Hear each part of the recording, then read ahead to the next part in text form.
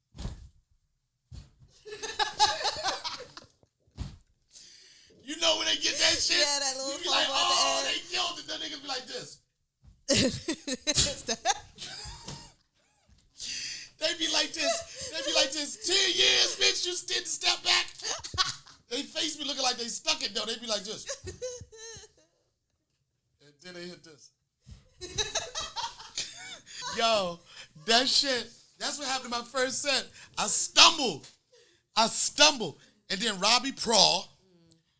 Robbie Prawl is the one that didn't give Monique the money she wanted. Jewish dude from Canada, is a pretty dope guy. The first set, you know, white people always, you know when you nailed it or not. Yeah. They'll be like this, good stuff. Right? Yeah. Yo, he's like, good stuff. Yeah, we could, yeah, I knew it was good, but then when they start talking about, we got what we needed. Yeah. You know, they say like, we got what we needed, you know, in editing. He was like, good stuff. But the motherfucker, I knew it was good stuff, but I know at the end, Sick, yeah. I was like, all right, and my age like this, good stuff, great stuff. I'm like, these niggas ain't happy enough. Even though I knew it worked. Man, that second goddamn show, I went back, I reworked my set. When I tell you,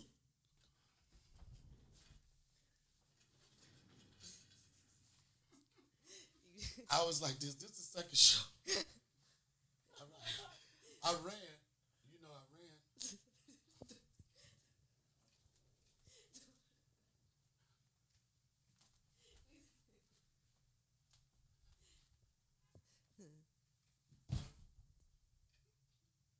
Stop that shit. Yes. Yo.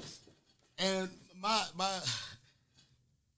agent said, everybody came out the back room. I got up, they was like this. I mean, this is when you know you may position yourself. When the guy that writes the check and makes the offers comes out and says, fuck yeah! You know, I'm talking about what white people do. Like with this, fuck yeah! He was like, that was it. I was like, yeah, that was it. Everybody came out. My agent said he never been in Video Village. You know Video Village. Yeah. He said he never been in Video Village when the fucking whole Video Village stood up. You gotta tell them what Video Village is. Video Village is like when you see on television, when you see what the cameras see, but you don't see what's behind it. And more importantly, what's behind it is a area where they have all the monitors, everything that's going on, you can see it there. Those are the white people that walk around. In Video Village, those are white people that they walk around like this.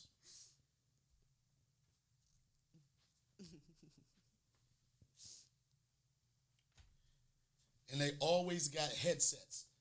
The headset people, they always got headsets.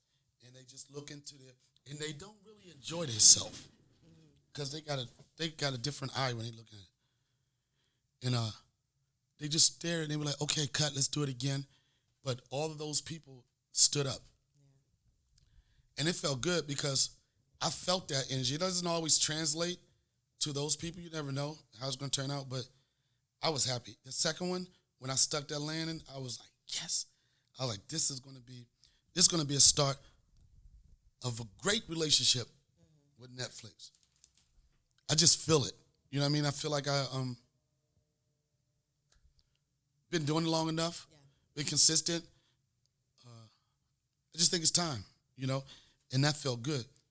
But going back, I know I got a little off. I was speaking about my father.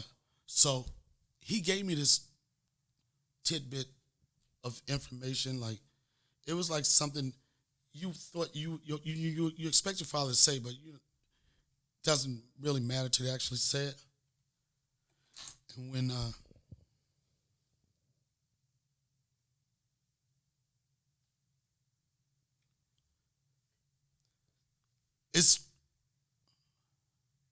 you take a lot of things for granted.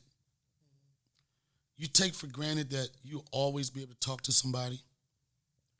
You take for granted, like when he came home, the one thing that it was our tradition was he always would come to my Thanksgiving show at the DC Improv every year.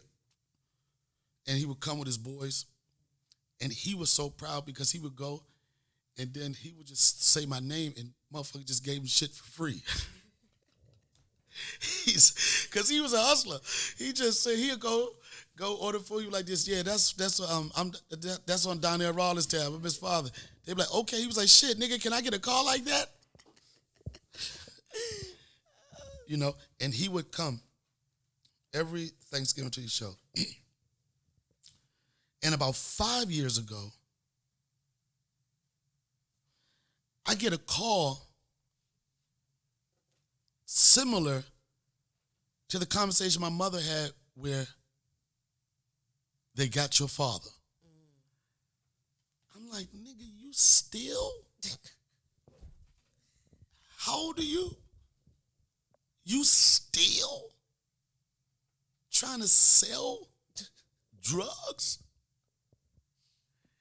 And like the nigga was old. I'm like, man, yo, this shit was on news in Washington, D.C. Man, first off, my father's, one of his favorite shows was HBO's The Wire. This nigga got caught on The Wire.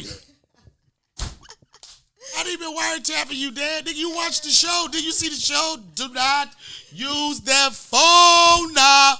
Ding dong. And then the code words they was using, they was like, yeah, we was out there. Yo, this was the code words. It was like, yeah, so you want to meet me and get them chicken wings? But the order was like 40 chicken wings, 20 chicken wings. Yeah, it's going to be snowing out there where the Lakers be, right? I'm like, you thought you was going to get away with that shit? This nigga got police chasing him in the car. He running over speed bumps, boop, boop, teep. He get locked up. And I'm saying to myself, what motherfucker would, at this age, risk everything, whatever everything was, seeing your kids and all that stuff? I said the only person is, you heard the phrase, natural born hustler? Some motherfuckers just like, it's just, that's their mindset. That's all it's going to be. And it was, but you know what? My father never bitched about nothing. He said, shit, ain't no sense to me crying now. He said, I wasn't crying when I was spending their money. You know what I mean? He was a straight up motherfucker. Anybody from D.C., they know it. He didn't complain about it. His health was ailing. And the thing that fucked me up was I was like, damn, man, I'm going to lose my tradition. That tradition is dead. That's one thing I look forward to with our relationship. There was one day I knew I was going to see him every year. And then this happened sometime before the date. The DC Improv didn't come up yet. And it was getting close to the date. And my father called me. And he said, yeah, son. I talked to my lawyer today. My lawyer said, I got some good news and some bad news. The bad news is I'm not going to be able to see you today. And the good news is because you coming home. The federal FBI agent that was assigned to his case was a dirty cop. My father, I ain't never heard my father. My father was Muslim. I never heard him say, look at God. Look, I was like this. I was like, because I was like, it was meant, I was like, he was ready to cop. He was going to cop to 10 years. His health was bad. That's almost like the Bill Cosby sentence. You know what I'm saying? You're at a certain point in your life, you know what I'm saying? Like, how many more years you got? And I was like, damn, man. Like, all the bids he did, man. I just didn't want him to die in prison. And for his record, it possibly could have happened. And he came home, and he came to my show. I was like, it was dope.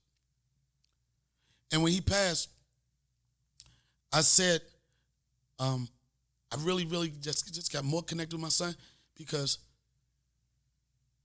like, my son is 4. I got more memories with my son 4 years than I had with my dad my entire life. You know, I mean, I know I'm not the only person that shared his story. I know it's a lot of people don't have that connection with their father. And that's why through the death of my dad, through the death of Charlie Murphy, people close around you, just the idea of it just make me want to live harder and live and create those memories. Only thing we can do is create memories.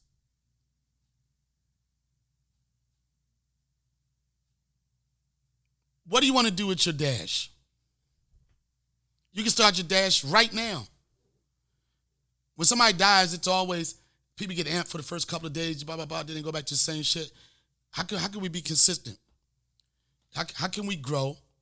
How can we become better people through the death of another individual? I know people are listening to this podcast and like, nigga, be funny.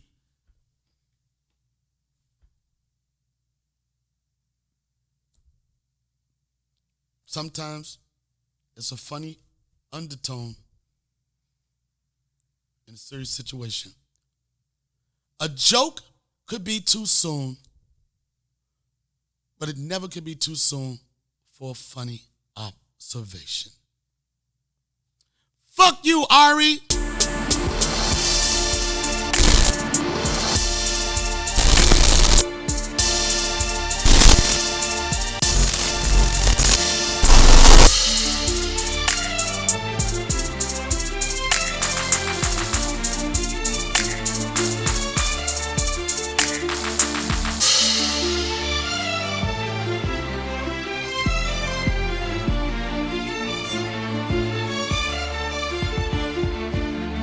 When I reflect on this tragedy and that half an hour that I spent with Kobe Bryant 2 years ago, I suppose that the only small source of comfort for me is knowing that he died doing what he loved the most, being a dad, being a girl dad.